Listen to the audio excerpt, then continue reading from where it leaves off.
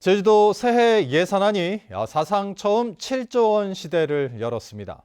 제주도는 채무 관리를 강화하고 코로나19 일상 회복에 따른 도민 생활 안정에 중점을 두고 편성했다고 밝혔는데요. 제주도 예산안의 자세한 내용을 김항섭 기자가 보도합니다. 제주도가 도의회에 제출한 내년 예산안은 7조 639억 원. 올해보다 6,717억 원, 10.5% 늘어나면서 처음으로 예산 7조 원 시대를 열었습니다. 제주도는 도민 생활 안정과 민생 경제 회복에 집중하기로 했습니다. 고물가와 고금리로 어려움을 겪고 있는 중소기업과 소상공인의 부담을 줄이기 위해 중소기업 육성기금 200억 원을 추가 출연하고 탐나는 발행 등에 106억 원을 투자하기로 했습니다. 청년 일자리와 주거 분야 등 청년 세대 희망 사다리 지원에도 873억 원이 투입됩니다. 도민 부담 경감과 소득 증대 사업, 기업하기 좋은 환경 조성에 투자해서 지역 경제의 제도약의 발판을 마련하는 데 집중할 계획입니다. 장애인 활동 지원 급여 확대와 결식아동의 급식 지원 단가 상승 등 사회복지 분야에는 올해보다 9.4%가 증가한 1조 5천억 원이 투입됩니다. 특히 환경과 보건 분야의 예산은 지난해보다 20%가 넘게 증가했습니다. 장기 미집행 도시계획시설 토지 매입과 상수도 개선 사업 등에 쓸 지방채 발행액은 1천억 원으로 지난해의 3분의 1 수준으로 줄였습니다. 고금리로 불어나는 지방채 이자 부담을 고려한 것으로 보입니다. 제주도가 편성한 새해 예산안은 다음 주 도의회에 제출돼 심사를 거쳐 확정됩니다.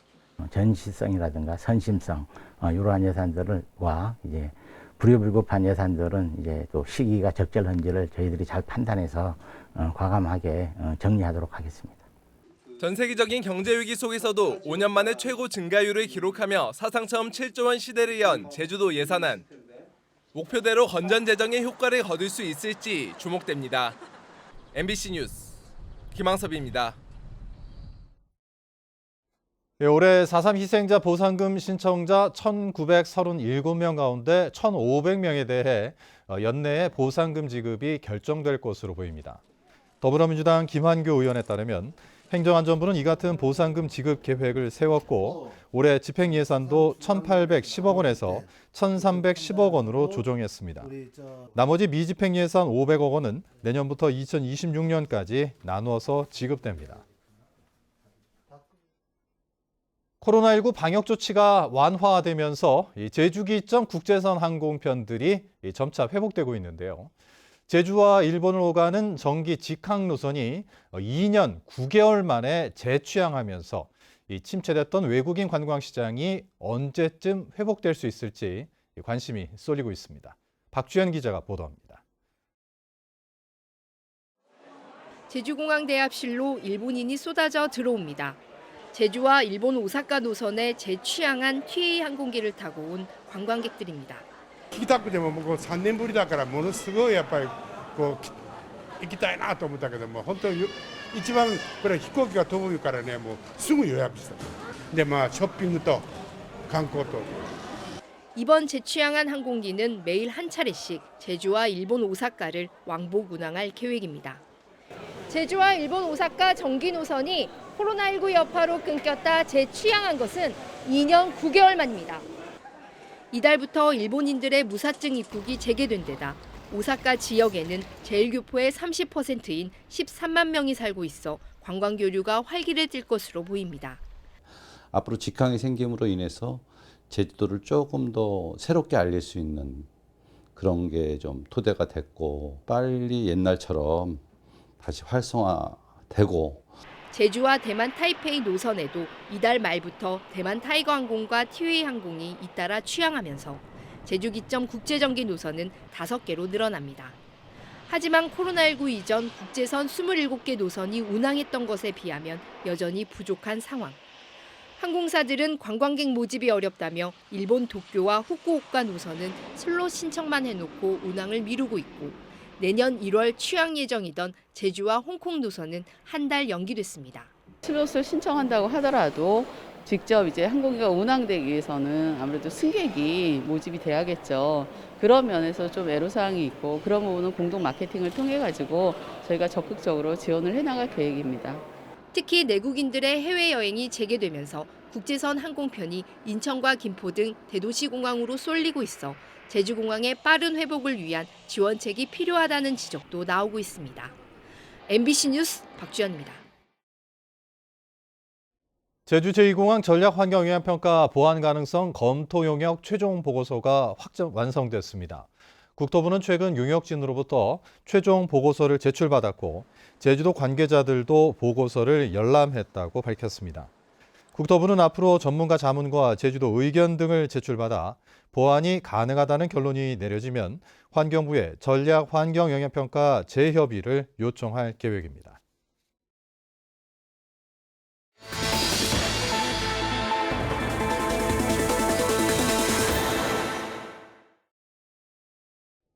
최근 제주에서 창업 기업인 스타트업들이 빠르게 늘면서 이 전통적인 산업 영역을 뛰어넘는 새로운 경제 영토를 만들고 있는데요.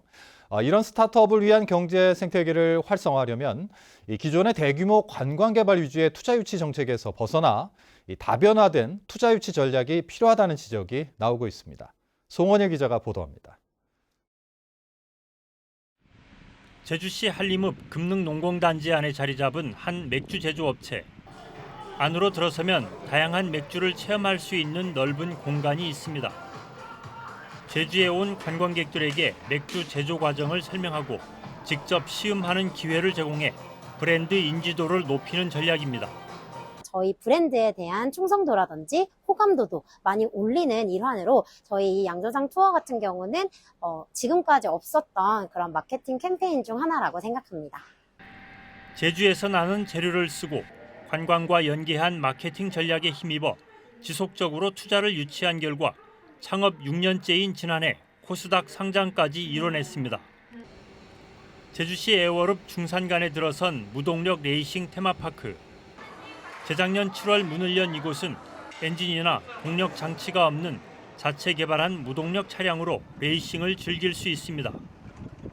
속도와 안전을 모두 갖춘 트랙 설계와 실시간 데이터 분석을 가능케 하는 기술력을 인정받아 코스닥 상장을 추진하고 있습니다. 제주의 작은 스타트업이 기업 가치 1,900억 원 규모로 빠르게 성장할 수 있었던 것은 지금까지 500억 원에 이르는 투자를 유치할 수 있었기 때문입니다. 계속 시도를 하고 도전을 하려면 새로운 기술도 개발해야 되고 계속 테스트도 해봐야 되기 때문에 투자자들이 적시에 투자를 해줄 수 있으면 굉장히 효율적으로 빠르게 갈 수 있기 때문에 스타트업한테는 그런 적시성 그런 것들이 이제 좋고요. 최근 제주에서 창업하는 스타트업이 빠르게 늘고 있지만 체계적인 지원 대책은 없는 상황입니다. 이 때문에 연구와 기술 개발보다는 투자 유치를 위해 서울로 출장을 다니는 일이 더 중요해지고 있습니다. 대규모 관광 개발 중심으로 많이 투자 유치를 해왔다는 게 사실이고 좀 새로운 어떤 그 경쟁력을 가질 수 있는 산업들 그런 것들을 좀 더 육성하고 거기에 집중해서 좀 투자해야 된다 그런 생각을 좀 합니다. 전통적인 산업의 경계를 허물면서 새롭게 창업하는 스타트업을 육성하고 제주의 경제 영토를 확장하기 위해서는 투자 유치 다변화 전략이 시급해 보입니다. MBC 뉴스 송원일입니다.